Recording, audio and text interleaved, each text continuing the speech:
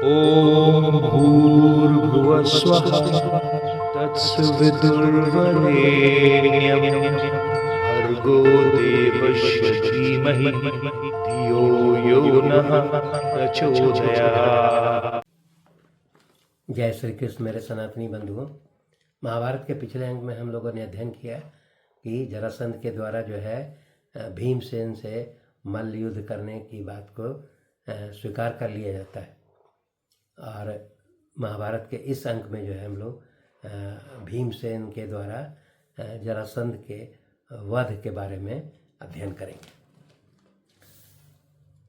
जब इस प्रकार का निर्णय ले लिया जाता है तो जरासंध जो है वो और भीमसेन दोनों जो है मल्ल युद्ध के लिए तैयार हो जाते हैं। दोनों मल्ल युद्ध में जो है विशेषज्ञ हैं और दोनों जो है उस शिक्षा में मल्ल युद्ध में वो प्रवीण हैं और दोनों में युद्ध प्रारंभ होता है।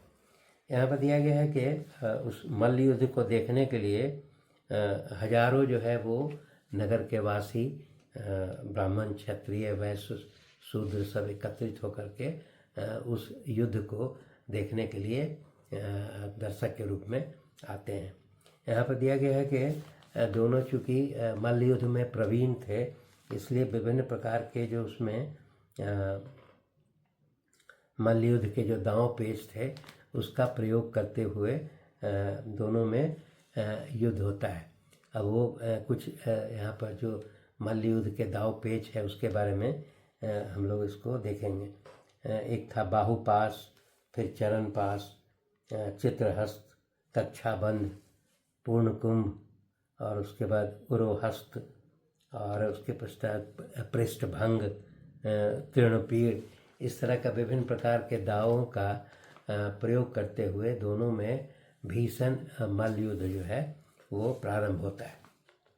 यहाँ पर एक जानकारी की बात है कि ये मल्ल युद्ध जो प्रारंभ होता है वो कार्तिक मास के पहले दिन से ये युद्ध प्रारंभ होता है और 13 दिन तक जो है वो त्रयोदशी तक जो है वो लगातार युद्ध चलता रहता है।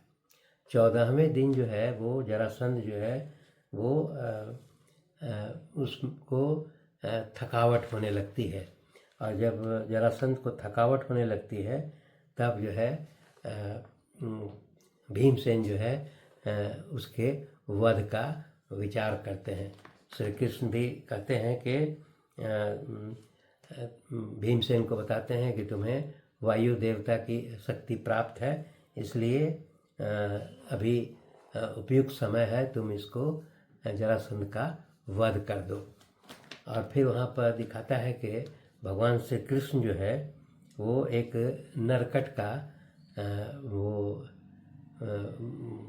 उसका ठल्ली उठा करके और उसको बीच से फाड़ करके और दोनों तरफ फेंक देते हैं और इस प्रकार वो इशारा करते हैं भीमसेन को।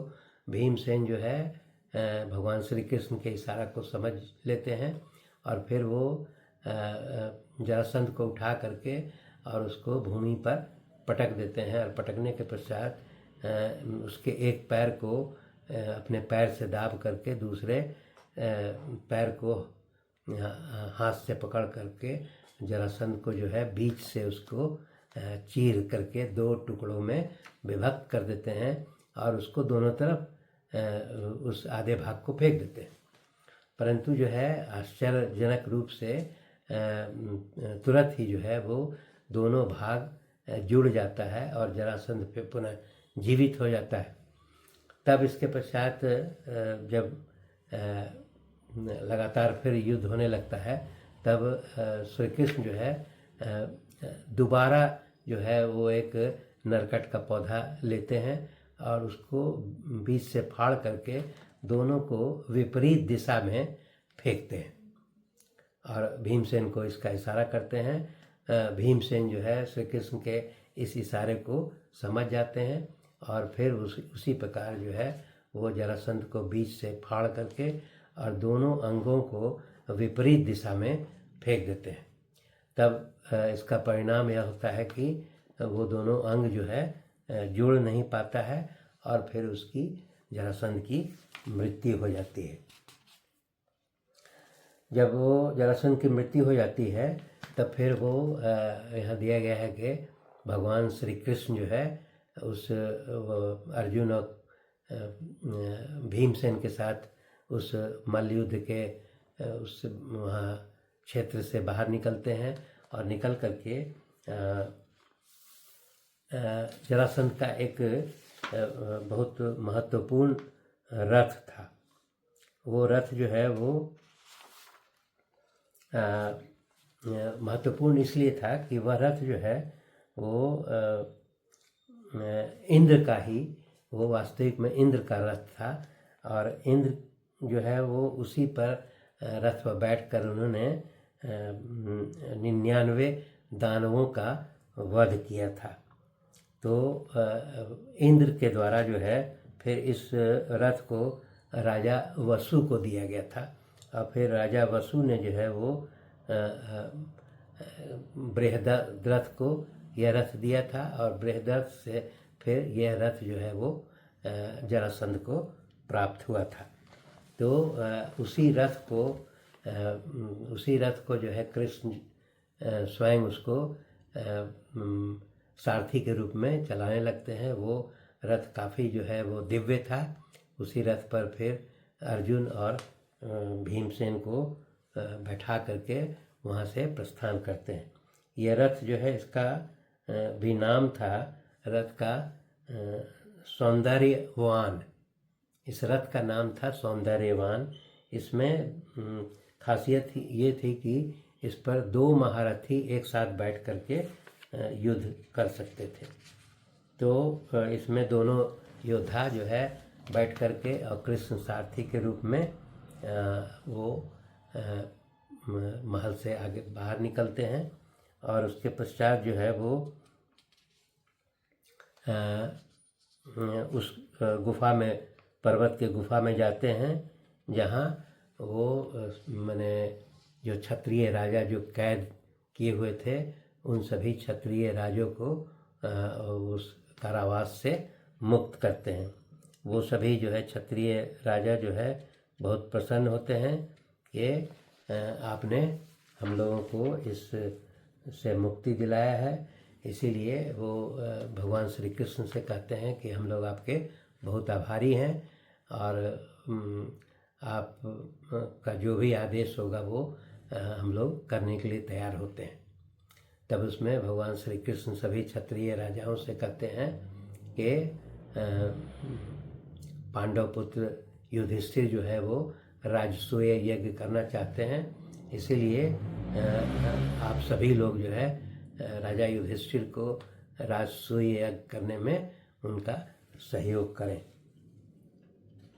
तब इसके पश्चात जो है वो दिखाया गया है कि जरासंध का जो पुत्र है उसका नाम सहदेव था, जिसका कि वो अपने जीवन काल में ही जरासंध ने उसका राज्याभिषेक कर दिया था। इसलिए वो राजा के रूप में कार्य करने लगता है। परंतु वो जब जरासंध की मृत्यु हो जाती है तो अपने भाइयों के साथ वो भगवान कृष्ण के पास पहुंचता है और वो कहता है कि मेरे पिताजी का जो दोष था उसके कारण आपने उनको सज़ा दिया है, लेकिन मैं जो है आपके शरण में आया हूँ, इसलिए आप मुझे अपने सेवक के रूप में स्वीकार कीजिए। तब जो है भगवान कृष्ण बहुत प्रसन्न होते हैं और कहते हैं कि पहले सर्वप्रथम अपने पिताजी का जो है दाह संस्कार और ये सब क्रिया उसका करो और उसके पश्चात वो श्री कृष्ण जो है उस सहदेव का जो है मगध के राजा के रूप में उनका राज्याभिषेक भी करते हैं। और उसके पश्चात राजा मगध के राजा सहदेव के द्वारा बहुत सारा उपहार, गाय भैंस, हाथी घोड़े, रत्न आभूषण इत्यादि जो है बहुत सारे उपहार में देते हैं। और उसके पश्चात जो है वो वहाँ से उसी जरासंध के रथ पर सवार होकर के भगवान श्री कृष्ण अर्जुन और भीमसेन के साथ वो इंद्रप्रस्थ में आकर के राजा युधिष्ठिर से ये बताते हैं कि भीमसेन के द्वारा जरासंध का वध कर दिया गया है। इसको जान करके युधिष्ठिर बहुत प्रसन्न होते हैं और वो कहते हैं कि आपके सहयोग से हमारा जो है वो राजसूय यज्ञ निश्चित तौर पर पूर्ण होगा, इसलिए वो बहुत अपनी प्रसन्नता व्यक्त करते हैं। और उसके पश्चात भगवान श्री कृष्ण फिर वहाँ से वापस द्वारिकापुरी जाने के लिए वो उनसे आज्ञा प्राप्त करते हैं।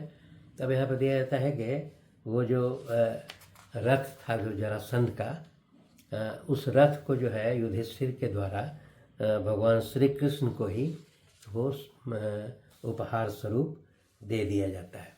और उसी रथ पर सवार होकर के और फिर सभी पांचों पांडवों से विदा ले करके और भगवान श्री कृष्ण जो है वो द्वारिकापुरी के लिए प्रस्थान कर जाते हैं। शेष अगले अंक में। धन्यवाद।